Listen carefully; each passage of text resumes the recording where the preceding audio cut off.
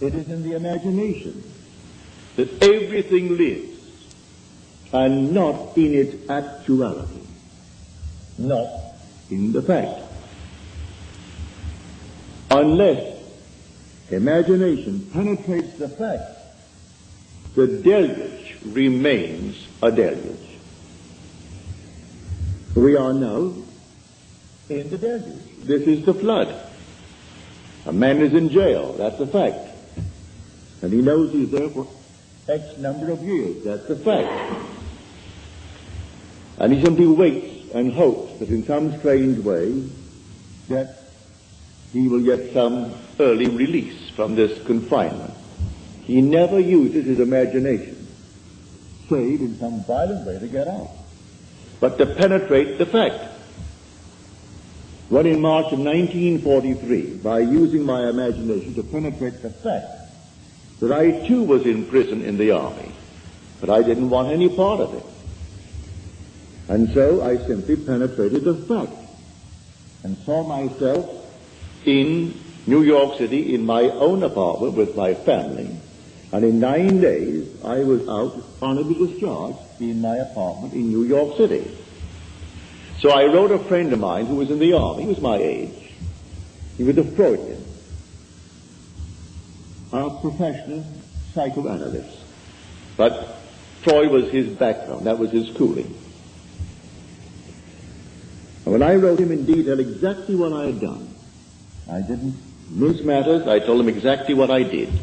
How as I simply physically slept on my little bed in the barracks, I imagined I was simply elsewhere, and the elsewhere was a definite spot in space, in New York City, in my apartment. And what I did, I could feel the bed, I could feel the things in my house. I went about feeling all the familiar objects in my apartment, and I gave them all the tones of reality and all sensory vividness to the best of my ability. And I touched everything, and it felt real. Then I went back to sleep, and then I told them exactly what happened to me that morning. And then 9 days later, I was honorably discharged by the same man that had disallowed my application. He didn't answer my letter. Because in New York City, he used to come to my meetings as a friend, because he was so convinced that the Freudian concept was true. But he said, I come to your meetings for this reason, Neville. We knew each other well. He'd come home for dinner, I'd go to his place for dinner, but he said, I come to your meetings because you turn my daily bread into the substance of fairy. I sort of like that, he said.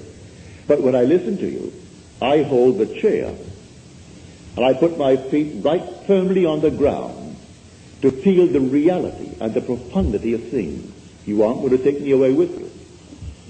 You're going to leave me right here where things are solidly real, so I feel the place under my foot, and I feel the things next to my hand, and I hold on tightly as you weave your story concerning moving off in one's imagination. So he would not penetrate the facts. So when did he get out? When the other millions got out. So he remained with his facts for the next 3 years. I got out in March of 43. He came home to New York City in 46, demobilized as the other millions and millions of boys were. He could not let go of the facts. This is the flood. No other flood. This is the flood. We are drowned with facts, victimized by them.